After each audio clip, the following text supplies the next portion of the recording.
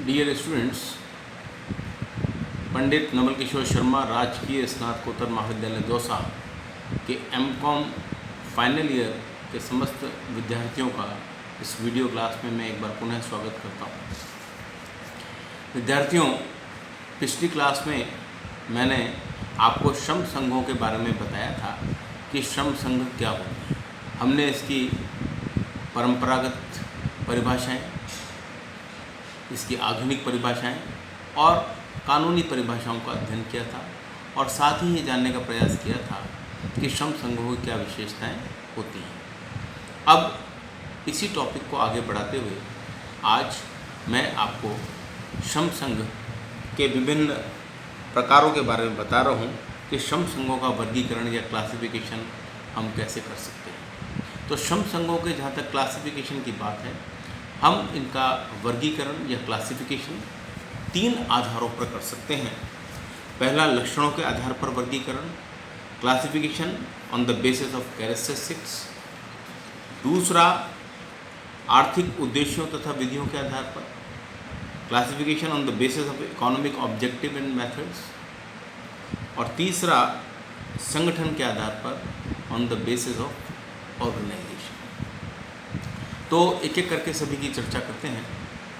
पहले हम देखते हैं कि लक्षणों के आधार पर वर्गीकरण कितने प्रकार का हो सकता है। Classification of trade unions on the basis of characteristics. अब लक्षणों के आधार पर प्रोफेसर हॉक्सी एक हुए, उन्होंने 5 प्रकार के श्रम संघों का वर्णन किया है। प्रोफेसर हॉक्सी ने लक्षणों के आधार पर श्रम संघों को 5 वर्गों में बांटा है। सबसे पहला उसमें है व्यावसायिक श्रम संघ या बिजनेस यूनियंस। व्यावसायिक श्रम संघ वे श्रम संघ हैं जो श्रमिकों की कार्यदशाओं यानी वर्किंग कंडीशंस और उनकी मजदूरी आदि के लिए प्रयास करते हैं। मतलब व्यावसायिक श्रम संघ वो होते हैं जो मजदूरों को उनकी कार्य की दशाओं या मजदूरी के लिए प्रयास करते हैं। मतलब व्यावसायिक श्रम संघ वे हैं जो मजदूरों की वर्किंग कंडीशंस के बारे में और उनकी वेजेस के बारे में जो प्रयास करते हैं, उन्हें हम व्यावसायिक श्रम संघ के नाम से जानते हैं। इसलिए इस प्रकार के श्रम संगठनों को ब्रेड बटर संगठन भी या श्रम संघ भी कहा जाता है। ऐसे श्रम संघ अपने कुशल एवं सशक्त नेतृत्व का विकास करते हैं तथा अपने आर्थिक अधिकारों के लिए संघर्ष करते हैं। प्रोफेसर हॉक्सी ने आगे बताया कि ऐसे श्रम संघ सामान्यतः आत्मसंयमी एवं सहयोगी प्रकृति के होते हैं। मतलब ये बड़े कोऑपरेटिव प्रकृति के होते हैं, किंतु ये लाभदायी समझौतों पर सदैव निगाह रखते हैं। मतलब वैसे तो ये बड़े आत्मसंयमी और सहयोगी प्रकृति के हैं, बड़े कोऑपरेटिव हैं, लेकिन जहाँ पर लाभदायी समझौतों की बात आती है उस पर ये सदैव अपनी निगाह रखते हैं। ये परिस्थितियों की आवश्यकताओं को ध्यान में रखकर हड़ताल जैसे बड़े कदम उठाने को तैयार होते हैं। मतलब if the need of the our is strike, अगर समय और परिस्थितियाँ इस प्रकार की हैं कि हड़ताल करना आवश्यक है या हड़ताल जैसा कदम उठाना आवश्यक है, तो ये हड़ताल करने में भी विश्वास रखते हैं। ऐसे श्रम संघों का नेतृत्व हमेशा स्थायी रहता है और परिवर्तन उसी कंडीशन में होता है जबकि नेतृत्व जो है अच्छी मजदूरी या कार्यदशाएं उत्पन्न ना करवा पाएँ या उपलब्ध ना करवा पाएँ। तो ऐसे श्रम संगठनों को व्यावसायिक श्रम संघ के नाम से जानते हैं। दूसरा है लूटमार श्रम संघ। लूटमार प्रीडेटरी यूनियंस का मतलब ये है कि लूटमार संघ नाम से ही स्पष्ट है, ये वे श्रम संघ होते हैं जो येन केन प्रकारेण अपने उद्देश्यों की पूर्ति करना चाहते हैं। मतलब ये वे श्रम संगठन है लूटमार श्रम संघ जो बाय हुक या बाय क्रुक येन केन प्रकारेण अपने उद्देश्यों की पूर्ति करना चाहते हैं। ये श्रम संघ अपने नेतृत्वकारी या अपने नेताओं के हितों पर ज़्यादा ध्यान देते हैं बजाय श्रमिकों के संगठनों के हितों पर या श्रमिकों के सदस्यों के हितों पर। ऐसे श्रम संघों में अधिकांश सदस्य जो होते हैं वो लूटमार या डाकू प्रवृत्ति के होते हैं। ये श्रम संघ अपने उद्देश्यों की पूर्ति के लिए कुछ भी करने को तैयार होते हैं। उनके कार्य नैतिक या वैधानिक तरीके पर आधारित नहीं होते। हम सोचेंगे लूटमार श्रम संघ है तो इनके जो कार्यप्रणाली है वो नैतिक होगी, एथिकल होगी, ऐसा नहीं है। या वैधानिक तरीके से वो कार्य करेंगे, कार्यशैली अपनाएंगे, लीगली तरीके से अपना कोई काम करेंगे, ऐसा ज़रूरी नहीं है। बल्कि उनके कार्य उद्देश्यों एवं परिस्थितियों अनुसार कुछ भी हो सकते हैं। ये व्यावसायिक, मित्रतापूर्ण या क्रांतिकारी किसी भी तरीके से अपने उद्देश्यों को पूरा करने के लिए सदैव तत्पर रहते हैं। तो दूसरा हुआ लूटमार श्रम संघ। तीसरा निर्भर श्रम संघ, डिपेंडेंट यूनियंस। निर्भर श्रम संघ नाम से स्पष्ट है, ये वो श्रम संघ हैं जो दूसरों पर निर्भर हैं। अपने उद्देश्यों की पूर्ति के लिए ये श्रम संघ दूसरों पर निर्भर रहते हैं। ऐसे श्रम संघ अपने हितों की रक्षा के लिए अपने सेवा योजकों पर या अन्य श्रम संघों पर निर्भर रहते हैं। और जब ऐसे श्रम संघ को संस्था या सेवा योजकों का पूरा समर्थन मिल जाता है तो उसे कंपनी श्रम संघ के नाम से जानते हैं। किंतु यदि ऐसे श्रम संघ को श्रमिकों का और सेवा योजकों का दोनों का सहयोग मिल जाता है तो ये एक आदर्श श्रम संघ की स्थिति में होते हैं। तो ये तीसरा हुआ निर्भर श्रम संघ, जो दूसरे श्रम संघों पर या अपने सेवा योजकों के ऊपर डिपेंड करते हैं या डिपेंड रहते हैं। चौथा, उत्थान या मैत्री श्रम संघ। उत्थान या मैत्री श्रम संघ का मतलब ये है अपलिफ्ट ऑफ फ्रेंडली यूनियंस। ऐसे श्रम संघ अपने सेवा योजकों, श्रमिकों तथा समाज के हितों को सोचकर कार्य करते हैं। मतलब उत्थान या मैत्री श्रम संघ जो हैं ये अपने सेवा योजक यानी एम्प्लॉयर, श्रमिक या समाज के सभी के हितों को सोचकर कार्य करते हैं। ऐसे श्रम संघ रूढ़िवादी होते हैं, ट्रेडिशनल किस्म के होते हैं एवं कानून के अनुसार कार्य करने वाले होते हैं। मतलब जो उत्थान या मैत्री श्रम संघ हैं ये आमतौर पर आपको ट्रेडिशनल स्टाइल के मिलेंगे और या फिर ये कानून के अनुसार कार्य करने वाले संगठन होते हैं। ऐसे श्रम संघ अपने सदस्यों के नैतिक, सामाजिक एवं मानसिक स्तर का विकास करते हैं। मतलब इस प्रकार के जो श्रम संघ हैं उनका मेन कार्य अपने सदस्यों के नैतिक यानी मॉरल, सामाजिक, सोशल और मानसिक मेंटल स्तर का विकास करने का काम होता है तथा उनके लिए अच्छी कार्यदशाएँ, मतलब उनको अच्छी वर्किंग कंडीशंस मिले, अधिक वेतन मिले तथा अधिक सुरक्षा के लिए ये प्रयासरत रहते हैं। इस प्रकार के श्रम संघ सामूहिक सौदेबाजी में विश्वास रखते हैं तथा संस्था में लाभभागिता, श्रम सहभागिता आदि आदर्शों की प्राप्ति के लिए भी प्रयास करते हैं। पांचवा और अंतिम है क्रांतिकारी श्रम संघ, रिवोल्यूशनरी यूनियंस।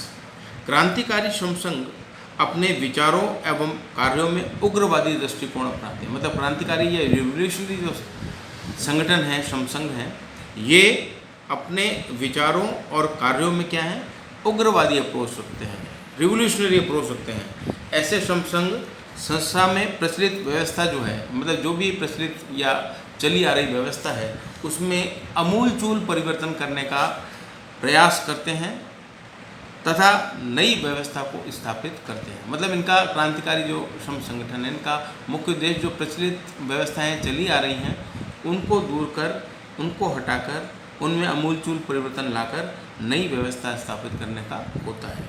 प्रारंभ में सेवा योजकों से परिवर्तन लागू करने की बातचीत भी करते हैं। मतलब शुरुआत ये क्या करते हैं, शुरुआत में ये सेवा योजकों से बात करते हैं कि जो भी ये प्रस्तावित परिवर्तन चाहते हैं उसके लिए नेगोशिएशन करते हैं, बातचीत करते हैं। लेकिन अगर बातचीत से कोई हल नहीं निकलता तो अंततोगत्वा ये राजनीतिक हथकंडों यानी घेराव, मारपीट, दंगे आदि के माध्यम से प्रस्तावित परिवर्तन को करवा लेते हैं और लागू करवा देते हैं।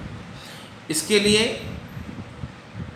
या इन श्रम संघों के लिए अपने जो श्रमिकों का हित होता है वो प्राथमिक होता है। मतलब इस प्रकार के जो रिवोल्यूशनरी ट्रेड यूनियंस हैं, क्रांतिकारी श्रम संघ हैं, उनके लिए जो श्रमिक वर्ग है वो प्राथमिक हित उसका होता है तथा उद्योग का हित गौण माना जाता है। तो ये 5 प्रकार के श्रम संघ हमने देखे लक्षणों के आधार पर, जिसको मैं एक बार पुनः रिपीट कर देता हूँ। लक्षणों के आधार पर ऑक्सी ने बताया ये 5 प्रकार के श्रम संघ हैं: व्यावसायिक श्रम संघ, लूटमार श्रम संघ, निर्भर श्रम संघ, उत्थान या मैत्री श्रम संघ और क्रांतिकारी श्रम संघ। अब आर्थिक उद्देश्यों या विधियों के आधार पर, on the basis of economic objectives and methods, professor Carr ने आर्थिक उद्देश्यों और विधियों के आधार पर श्रम संघों को 6 भागों में बांटा है। तो प्रोफेसर कैर ने 6 आधार बताए हैं, जिसमें पहला है शुद्ध और सरल संगठन, प्योर एंड सिंपल यूनियंस। शुद्ध एवं सरल श्रम संघ वे हैं जो सामूहिक सौदेबाजी को पर्याप्त महत्व देते हैं और आपसी विवादों को निपटाने के लिए सामूहिक सौदेबाजी को सर्वश्रेष्ठ मानते हैं। ये श्रम संघ सामान्यतः आपसी विवादों को निपटाने में विभिन्न जो सिद्धांत हैं, जो प्रिंसिपल्स हैं सिद्धांत विवादों को निपटाने के, उनको या जो डिफरेंट फार्मूलाज हैं, सूत्रों को कम महत्व देते हैं और सामूहिक सौदेबाजी को ज़्यादा महत्व देते हैं। अब हमने सामूहिक सौदेबाजी की बात की, तो मैं सामूहिक सौदेबाजी भी आपको बता दूं कि सामूहिक सौदेबाजी क्या होता है। सामूहिक सौदेबाजी वह प्रक्रिया है जिसके अंतर्गत श्रम संघ तथा सेवा योजकों के प्रतिनिधि या उनके प्रतिनिधि संगठन आपस में परिचर्चा, कार्यकलाप तथा तथ्यों का आदान प्रदान कर रोजगार की शर्तों एवं कार्य की दशाओं के संबंध में अनुबंध करने का प्रयास करते हैं। मतलब सामूहिक सौदेबाजी में 2 चीज़ें हैं, सेवा योजकों के संगठन और श्रमिकों के संगठन। ये दोनों अक्रॉस द टेबल बैठते हैं, आमने सामने बैठते हैं और अपनी जो रोजगार की शर्तें हैं, कार्य की दशाएं हैं या मजदूरी के संदर्भ में जो भी अनुबंध है उनको करने का प्रयास करते हैं। तो प्रोफेसर कैर के अनुसार पहला जो श्रम संघ है वो है शुद्ध और सरल संघ, जो कि सामूहिक सौदेबाजी करने में विश्वास करता है। दूसरा है विकसित संघ, इम्प्रूव्ड यूनियंस। विकसित संघ, इस प्रकार के श्रम संघों को मजदूरी नीति श्रम संघ भी कहते हैं। मतलब विकसित श्रम संघ को हम मजदूरी नीति श्रम संघ भी कहते हैं, क्योंकि श्रम संघ वास्तविक मजदूरी पर ही बल देते हैं। इसको मजदूरी नीति श्रम संघ क्यों कहते हैं? क्योंकि ये केवल मजदूरी या वेजेस पर ही या वेजेस वृद्धि, मजदूरी वृद्धि पर ही जोर देते हैं, इसलिए इनको मजदूरी वृद्धि पर जोर देने के कारण से मजदूरी नीति श्रम संघ भी कहते हैं। ये श्रम संघ उत्पादन बढ़ने पर लाभ का हिस्सा भी प्राप्त करने का प्रयास करते हैं। तीसरा है प्रबंधकीय श्रम संघ, मैनेजरियल यूनियन। ये वे श्रम संघ हैं जो विभिन्न प्रबंधकीय मामलों में हस्तक्षेप करके श्रमिकों के अधिकारों को सुरक्षित करते हैं। मतलब इस प्रकार के जो प्रबंधकीय श्रम संघ हैं वे प्रबंधकीय मामलों में हस्तक्षेप करके श्रमिकों के हितों को सुरक्षित करने का प्रयास करते हैं। ये श्रम संघ श्रमिकों के लिए लाभ भागिता, प्रॉफिट शेयरिंग की बात करते हैं। पहले श्रमिकों को केवल वेतन या मजदूरी का भुगतान ही किया जाता था, लेकिन जो प्रबंधकीय श्रम संघ हैं ये श्रमिकों को लाभ भागिता के लिए भी प्रेरित करते हैं कि प्रॉफिट शेयरिंग जैसी व्यवस्था को लागू कराने का प्रयास करते हैं। इसके अतिरिक्त ये श्रम संघ कई प्रबंधकीय मामलों जैसे मूल्य निर्धारण करने, नई इकाइयों को उद्योग में लगाने, संस्था की प्रबंध व्यवस्था आदि के संबंध में भी नियंत्रण स्थापित करने का प्रयास करते हैं। चौथा है न्यू डील संघ। ये श्रम संघ पूर्ण नियोजन की स्थिति उत्पन्न करने के लिए राष्ट्रीय स्तर पर सरकारी एवं राजनीतिक प्रयास करते हैं। मतलब न्यू डील संघ क्या करते हैं? ये नेशनल लेवल पर राष्ट्रीय स्तर पर सरकारी एवं राजनीतिक प्रयास करते हैं। ये राष्ट्रीय स्तर पर गवर्नमेंट के प्रयास या पॉलिटिकल प्रयास करते हैं तथा आर्थिक दशा में सुधार करने के साथ ही मजदूरी में वृद्धि करने की मांग करते हैं। ये आर्थिक दशाओं में सुधार, मतलब इकोनॉमिक कंडीशंस में सुधार तथा मजदूरी में वृद्धि करने की मांग भी करते हैं। पांचवा है श्रम दल संघ, लेबर पार्टी यूनियंस। ये श्रम संघ सामूहिक सौदेबाजी के स्थान पर राज्य सरकार के माध्यम से अपनी समस्याओं को सुलझाने पर अधिक बल देते हैं। मतलब जैसे अपन ने देखा कि शुद्ध एवं सरल संघ जो हैं वे सामूहिक सौदेबाजी में विश्वास करते हैं, बिलीव करते हैं और सामूहिक सौदेबाजी के माध्यम से समस्याओं को निपटाने का प्रयास करते हैं। लेकिन श्रमदल संघ जो है ये इसके विपरीत हैं। ये श्रम संघ सामूहिक सौदेबाजी के स्थान पर राज्य सरकार के माध्यम से अपनी समस्याओं के सुलझाने को अधिक बल देते हैं। मतलब ये सामूहिक सौदेबाजी में बिलीव नहीं करते श्रम दल संघ, ये राज्य सरकारों के माध्यम से अपनी समस्याओं को सुलझाने पर बल देते हैं। और छठा और अंतिम है प्रत्यक्ष श्रम संघ, डायरेक्ट कंट्रोल यूनियंस। ऐसे श्रम संघ जो अल्पकाल के लिए श्रमिकों के हितों में सरकार के नियंत्रण की उपेक्षा करते हैं, प्रत्यक्ष नियंत्रण संघ कहलाते हैं।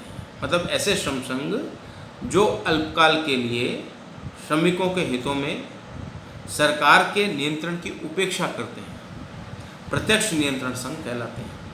ऐसे श्रम संघ राष्ट्रीय स्तर पर मजदूरी निर्धारण, मूल्य निर्धारण, लाभों के नियंत्रणों को लागू करवाने का प्रयास भी करते हैं। तो प्रोफेसर कैरी ने 6 प्रकार बताए।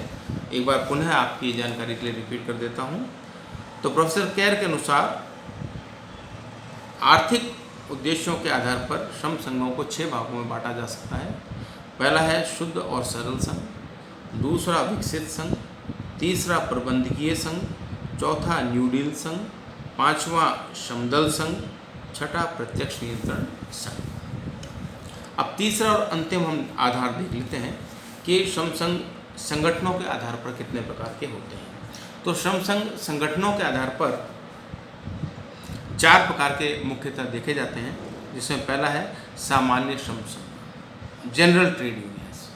अब सामान्य श्रम संघ वे श्रम संघ हैं जिनमें सभी प्रकार के श्रमिक, कर्मचारी या अन्य किसी प्रकार के वेतनभोगी व्यक्ति सदस्य हो सकते हैं। मतलब सामान्य श्रम संघ कौन है? जिसमें कि सदस्य श्रमिक हो सकते हैं, कर्मचारी हो सकते हैं या ऐसे वेतनभोगी कर्मचारी, ऐसे वेतनभोगी सदस्य भी, ऐसे वेतनभोगी कर्मचारी भी इसके सदस्य हो सकते हैं जो कि संगठन में काम करते हैं। दूसरे शब्दों में सभी प्रकार के उपक्रमों एवं संस्थाओं में कार्य करने वाले व्यक्ति मिलकर एक संघ का निर्माण करते हैं तो उसे सामान्य श्रम संघ कहते हैं। मतलब संगठन में कार्य करने वाले सभी व्यक्ति मिलकर जब किसी श्रम संघ का निर्माण करते हैं तो उसे सामान्य श्रम संघ के नाम से जानते हैं। इस प्रकार से श्रम संघ, इस प्रकार के जो श्रम संघ हैं प्रायः अर्ध विकसित देशों में पाए जाते हैं, किंतु भारत में इस प्रकार के श्रम संघों का बहुत ही अभाव देखा जाता है। दूसरा है व्यावसायिक या क्राफ्ट संघ, ऑक्यूपेशनल और क्राफ्ट यूनियंस। जब कोई श्रम संघ किसी व्यवसाय या क्राफ्ट से संबंधित व्यक्तियों द्वारा बनाया जाता है, मतलब जब कोई श्रम संघ किसी व्यवसाय या क्राफ्ट से संबंधित व्यक्तियों द्वारा बनाया जाता है तो उसे व्यावसायिक क्राफ्ट या संघ कहते हैं। उदाहरणार्थ मतलब स्वर्णकार संघ, प्राध्यापक संघ, अनाज व्यापारी संघ आदि इस श्रेणी में आते हैं। इंग्लैंड में इस प्रकार के अनेक श्रम संघ पाए जाते हैं और भारत में भी इस प्रकार के श्रम संघों का विकास हो रहा है। मतलब व्यावसायिक या क्राफ्ट श्रम संघ जो हैं ये इंग्लैंड में बहुत ज़्यादा पाए जाते हैं और भारत में भी धीरे धीरे इस प्रकार के श्रम संघों का विकास हो रहा है। तो ये श्रम संघ कौन से हैं? जो व्यवसाय या क्राफ्ट से संबंधित व्यक्तियों द्वारा बनाए जाते हैं। तीसरा है औद्योगिक श्रम संघ, इंडस्ट्रियल यूनियंस। जब उद्योगों के आधार पर श्रम संघों का निर्माण किया जाता है, मतलब जब इंडस्ट्री वाइज, जब उद्योगों के आधार पर श्रम संघों का निर्माण किया जाता है तो उसे औद्योगिक श्रम संघ कहते हैं। मतलब जब इंडस्ट्री वाइज हम किसी श्रम संघ का निर्माण करते हैं तो उसे औद्योगिक श्रम संघ कहते हैं। इस प्रकार के श्रम संघों के वे व्यक्ति सदस्य हो सकते हैं जो उस श्रम संघ से संबंधित उद्योग में कार्य करते हैं। मतलब जैसे उदाहरणार्थ हम कह सकते हैं कि सूती मिल मजदूर संघ के केवल सूती मिल में कार्य करने वाले मजदूर ही सदस्य बन सकते हैं। मतलब सूती मिल मजदूर संघ यदि कोई है तो उस सूती मिल मजदूर संघ में केवल सूती मिल में कार्य करने वाले मजदूर व्यक्ति या श्रमिक ही सदस्य बन सकते हैं। भारत में इस प्रकार के बहुत से संघ हैं और यह कहा जाए तो इस प्रकार, और यह भी कहा जाए कि भारत में इस प्रकार के श्रम संघों की संख्या बहुत ज़्यादा है तो भी कोई अतिशयोक्ति नहीं होगी। बीमा कर्मचारी संघ, ट्रांसपोर्ट कर्मचारी संघ, डाकतार कर्मचारी संघ PMTN, रेलवे कर्मचारी संघ आदि इस प्रकार के संघों के प्रमुख उदाहरण हैं। और अंतिम है फेडरेशन या परिसंघ या महासंघ। फेडरेशन या परिसंघ, फेडरेशन का निर्माण विभिन्न संघों को मिलाकर किया जाता है। मतलब फेडरेशन कैसे बनता है? विभिन्न श्रम संघों को मिलाकर फेडरेशन का निर्माण किया जाता है।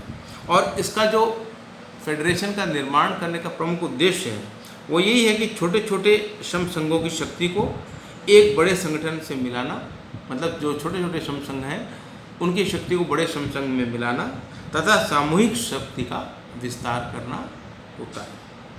फेडरेशन अपने क्षेत्र के आधार पर कई प्रकार के हो सकते हैं। स्थानीय फेडरेशन वे होते हैं जिनकी किसी एक ही स्थान के अनेक श्रम संघ सदस्य होते हैं। उदाहरण के लिए अहमदाबाद की सूती वस्त्र संघ, मतलब अहमदाबाद में सूती वस्त्र वगैरह बहुत होता है, तो अहमदाबाद में जितने भी सूती वस्त्र के जो संघ हैं अलग अलग औद्योगिक संगठनों में, उन सबको मिलाकर एक कर दिया जाता है। जैसे अहमदाबाद का सूती वस्त्र संघ, इसके अहमदाबाद की विभिन्न मिलों के श्रम संघ सदस्य हैं। तो फेडरेशन या महासंघ या परिसंघ का मतलब ये है जब छोटे छोटे श्रम संघों को मिलाकर एक बड़े श्रम संघ के मिला दिया जाता है श्रम संघ में, तो उसे हम फेडरेशन या परिसंघ के नाम से जानते हैं। तो मोटे रूप में हम कह सकते हैं कि इस संगठन के आधार पर हम श्रम संघों को 4 भागों में बांट सकते हैं। सामान्य श्रम संघ, व्यावसायिक या क्राफ्ट संघ, तीसरा औद्योगिक संघ और चौथा फेडरेशन या परिसंघ। तो विद्यार्थियों, आज अपन ने श्रम संघों के प्रकारों को जाना। तो एक बार मैं पुनः आपकी जानकारी बता दूं कि श्रम संघों के प्रकारों को हमने 3 भागों में बांटा। सबसे पहला classification on the basis of characteristics, व्यावसायिक लक्षणों के आधार पर वर्गीकरण। दूसरा on the basis of economic objectives या आर्थिक उद्देश्यों के आधार पर श्रम संघों का वर्गीकरण। और तीसरा संगठन के आधार पर वर्गीकरण, classification on the basis of organisation. तो मैं विश्वास करता हूँ कि आज की इस क्लास में आपको श्रम संघों के प्रकार समझ में आ गए होंगे। अगली क्लास में किसी अन्य विषय पर चर्चा करेंगे। आज मैं यहीं समाप्त करता हूँ और अपेक्षा करता हूँ कि आप सबको आज का वीडियो समझ में आ गया होगा। धन्यवाद।